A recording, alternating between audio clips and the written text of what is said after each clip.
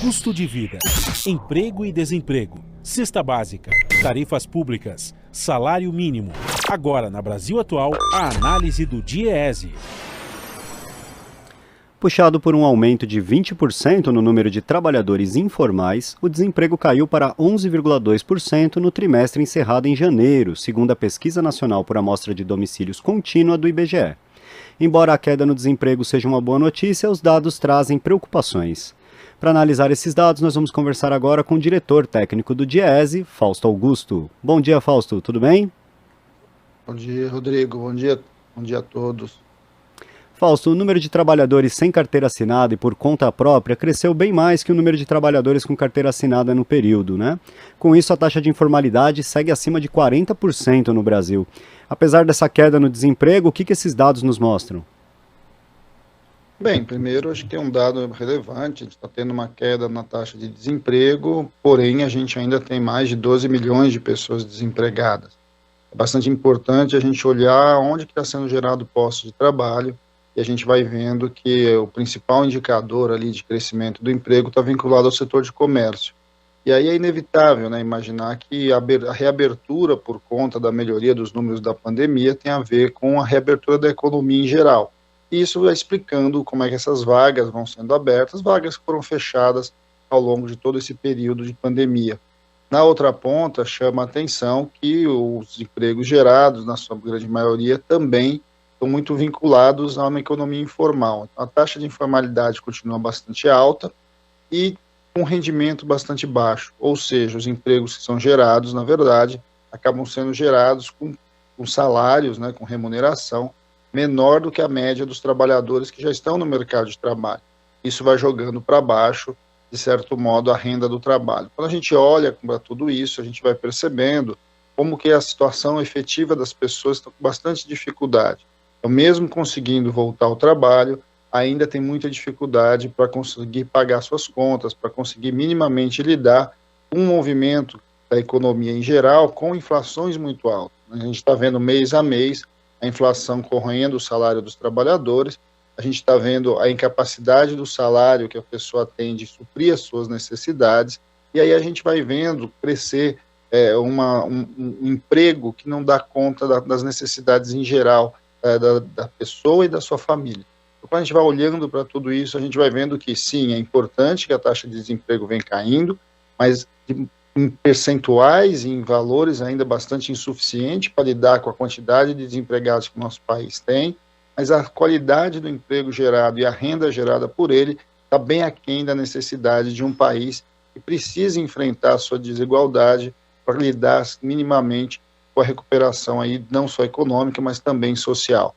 De alguma forma, os números são importantes, são, de certo modo, vinculados a uma economia que reabre, mas muito longe de resolver os nossos problemas. Pois é, e sem apresentar políticas efetivas de recuperação da economia, o presidente Jair Bolsonaro anunciou semana passada um pacote para injetar 150 bilhões de reais na economia. A ideia é permitir que os trabalhadores saquem até R$1.000 das contas do FGTS e antecipar o 13º de aposentados e pensionistas. Essa é uma boa ideia, Fausto? Esse tipo de medida que o governo deve propor para reanimar a economia? Bem, aí a gente vai vendo aí, né, Rodrigo, medidas que o governo já fez antes e que tem o impacto de antecipar a receita, vamos dizer assim. A antecipação do 13º de aposentado nada mais é do que pegar o recurso que viria depois da eleição e puxar ele agora para o começo do ano, antes da eleição. Liberar contas, recursos do FGTS tem dois impactos. O primeiro deles é que você está tirando recurso que é seu mesmo, né? Ou seja, é uma poupança sua que está lá para os momentos de dificuldades e que você vai retirar uma parte dela. É bom lembrar, Rodrigo, que no caso do FGTS, isso já aconteceu ali ao longo da pandemia e a maior parte das contas hoje no FGTS sequer chega a esse R$1.000. Na grande maioria não chega nem sequer a R$500. Então, nós estamos falando de uma medida que aparentemente é muito grande, aparentemente pode beneficiar muita gente, mas no mundo real ali a gente vai ver que uma parte bastante significativa da população ou já retirou porque ficou demitida ao longo da pandemia, ou conseguiu emprego e há muito pouco tempo que de fato está colocando recursos no FGTS. Por outro lado, o governo também, além disso, Rodrigo, ele amplia ali as linhas de crédito vinculado ao consignado, envolvendo inclusive os trabalhadores do Bolsa Família, né, agora Auxílio Brasil, amplia aí essa discussão da possibilidade do crédito consignado para aposentado. De novo, a gente vai vendo um movimento de tentativa de colocar dinheiro novo na economia, mas, de novo, sempre retirando de um lado e colocando do outro. E aí, quando a gente olha o cenário econômico como um todo, a gente vai vendo também que o Banco Central, na semana passada, aumentou a taxa de juros. E o aumento da taxa de juros vai na contramão de qualquer uma dessas medidas, porque o aumento da taxa de juros, na verdade, vai drenando recursos da economia, principalmente, por exemplo, o setor de crédito. O crédito vai ficando mais caro, o consumo vai ficando mais difícil, e, de certo modo, você vai buscando frear a economia. Então, quando a gente vai olhando essas medidas que são bastante contraditórias, né, enquanto você tem um conjunto de medidas que o governo quer, de certo modo, injetar dinheiro na economia, e na outra mão você tem o Banco Central retirando dinheiro da economia, a gente vai vendo o quão sem sentido e o quão não existe política clara aí por parte do governo. O governo tem um movimento muito claro de tentar construir medidas populistas, medidas que de alguma forma dialogam aí com a eleição, mas de fato não tem um projeto para o país, um projeto que efetivamente enfrente as nossas dificuldades, lide com as sequelas da pandemia, lide com o drama que nós estamos vivendo num país que vem perdendo seus empregos industriais, seus empregos de qualidade, e que os empregos gerados são empregos, na sua grande maioria, ou vinculados ao mercado informal, ou a um setor com salários bastante baixos, que é o caso do comércio. A gente não vê política de crescimento econômico atrelada à visão geral, inclusive à macroeconomia, porque a gente vai assistindo são remendos para tentar minimamente melhorar os números para que chegue na eleição com maior chance aí da sua reeleição. Tudo que a gente assiste hoje de política econômica e de medidas econômicas do atual governo está bem longe de ser alguma política estruturada. Ao contrário, o que a gente vai assistindo são políticas pontuais, vinculadas de caráter eleitoral, que na sua grande maioria, inclusive, se encerram logo no pós-eleição. Vamos lembrar que se você recebeu o seu 13º agora, quando chegar dezembro, quando chegar novembro, você não vai receber o seu 13º, que é o caso dos aposentados. Você retira R$1.000 do seu FGTS e tem menos de R$1.000, né? Ou seja, vai retirar toda a sua conta do FGTS. Quando você perder o seu emprego, você não vai ter esse recurso. Quando o empréstimo consignado que você pega agora, significa que depois você vai ter que pagar e a sua renda vai ser consumida por esse empréstimo que foi antecipado para agora. Ou seja, o governo tenta um movimento basicamente de melhorar a economia de maneira artificial para que depois a conta seja paga por aqueles que de alguma forma deveriam ser suportados, deveriam ser auxiliados e não ser simplesmente utilizados aí no joguete da política. Pois é, Fausto, e essa questão desse crédito consignado, ela me chamou bastante atenção porque ela é um empréstimo com base no auxílio emergencial. O auxílio emergencial ele vai até 31 de dezembro desse ano, né? E aí pode ser comprometido até 30%, 40% do valor do benefício e é um empréstimo com juros. O governo não vai liberar um empréstimo sem juros, não determinou isso aos bancos, disse que os bancos vão poder aplicar a taxa de juros que preferirem, que o governo vai tentar colocar um teto até 3%, mas mesmo isso não está definido. Essa é uma proposta absurda, né, Fausto? Porque se esse valor desse crédito se estender o empréstimo até depois, a pessoa sequer vai ter o auxílio emergencial para conseguir pagar isso. Isso vai prejudicar os trabalhadores, não?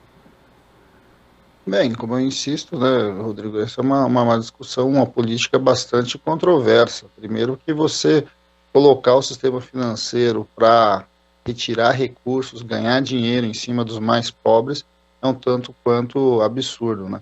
Quando a gente pensa na ideia do crédito, a gente sempre está trabalhando que o crédito deve ser utilizado para a melhoria da vida das pessoas, para o investimento das empresas, para algo sempre um pouco maior do que simplesmente você sobreviver. Quando a gente está falando do auxílio emergencial, quando a gente está falando agora do chamado Auxílio Brasil, o anterior Bolsa Família, nós estamos falando de populações muito pobres, populações que normalmente utilizam esse recurso para a sua alimentação, para o seu dia a dia. Você se utiliza desse crédito para pagar as suas contas e corrói um auxílio básico, né, que é basicamente vinculado à alimentação, você antecipa algumas compras, você coloca o sistema financeiro coloca algum recurso na economia, mas vai cobrar essa conta lá na frente de maneira muito mais cara, de uma maneira, inclusive, endividando famílias que não têm capacidade nenhuma de endividamento. Então, temos que pensar um pouco é como é que essas medidas, que são medidas populares, que são medidas, na verdade, populistas, de fato vão enfrentar o maior problema da sociedade, que de certo modo, a questão da desigualdade, que é a questão da baixa renda. Se nós estamos longe de gerar empregos que são capazes de suportar a renda, para que as pessoas consigam minimamente sobreviver, não vai ser do sistema financeiro que esse recurso virá, em especial um tipo de empréstimo que está muito longe de ser algo que é simplesmente injeção de recursos. Na verdade, é uma captação de recursos que depois drena lá na frente com uma taxa de juros exorbitante. Vamos lembrar também que a cada mês que tem reunião do Copom, essa taxa de juros aumenta, e essa taxa de juros aumenta na ponta das empresas, dos juros básicos, mas aumenta na ponta do consumidor. Nós estamos hoje como um dos países que tem a maior taxa de juros do mundo, com exceção aí da Rússia, que está em guerra.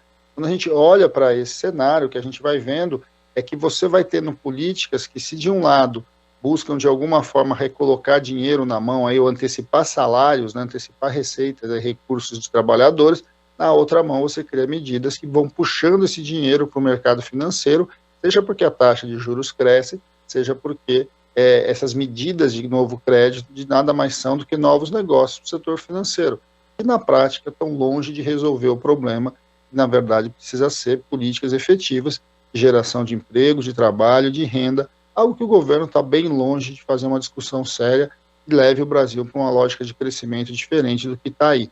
Nós precisamos de crescimento consistente, nós precisamos de geração de empregos de qualidade para muito além do que está sendo colocado. E nós precisamos de uma política de país. Afinal de contas, para onde a gente quer levar esse país, de alguma forma aí está à deriva, inclusive no meio de um grande tsunami internacional, que está vinculado aos impactos aí da guerra da Ucrânia.